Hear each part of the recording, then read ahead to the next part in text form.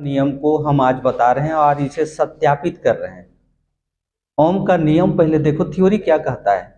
Theory ये कहता है कि अचर ताप पर किसी चालक से प्रवाहित होने वाली विद्युत धारा चालक के सिरों के बीच के विभवांतर का सीधा समानुपाती होता है।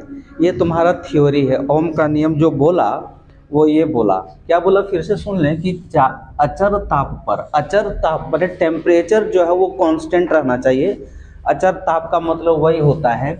और किसी चालक में से प्रवाहित होने वाली विद्युत धारा, चालक से में प्रवाहित होने वाली विद्युत धारा आई, चालक के सिरों के बीच जो विभवांतर लगता है, विभवांतर का सीधा समानुपाती होता है। ये चीज बोला गया, यानी भी समानुपाती आई।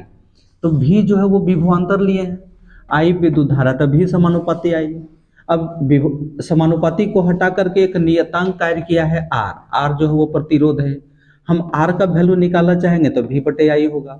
ये और ये चीज, ये दोनों फॉर्मूला तुम लोग याद रखोगे। अब आता है सत्यापित करने पर। सत्यापित करने के लिए ये परिपथ बनाए हैं, एक विद्युत परिपथ बनवाए हैं।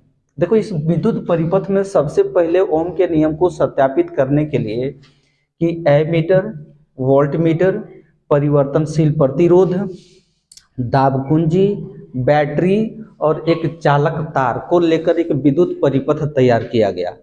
एक विद्युत परिपथ जो तैयार किया गया, अब उसमें हम लोग प्रयोग शुरू करते हैं। सबसे पहले क्या किए कि स्विच ऑन किए, और जब स्विच ऑन किए तो इस परिपथ से होकर के विद्युत धारा प्रवाहित होने लगा। एक चीज और जान लो कि इस विद्युत परिपथ में ये जो ए है वो एमीटर है, जो विद्युत धारा को मापता है, श्रेणी क्रम में संयोजित है। और एक विभवांतर को मापने वाले जो भी है उसको पार्श्व क्रम में संयोजित किया गया है, समांतर क्रम में संयोजित किया गया है।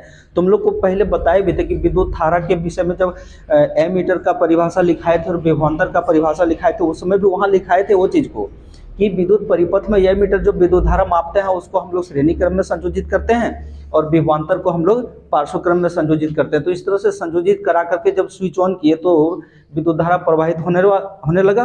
अब उसके बीच जो विद्युत धारा प्रवाहित हुआ उसका मान और विभवांतर का मान को माप लिए। फिर हम एक सेल, दो सेल, तीन सेल, चार सेल, एक एक करके सेल को लेकर के बढ़ाते गए और प्रत्येक स्थिति में विभवांतर और उससे प्रवाहित होने वाली विद्युत धारा को मापे। देखा ये गया कि अगर विभवांतर 2 गुना हुआ तो विद्युत धारा भी 2 गुना हो गया। विभवांतर जब आधा हुआ तो उसमें प्रवाहित होने वाली विद्युत धारा भी आधा हो गया, जो कि तुमको लिखा है।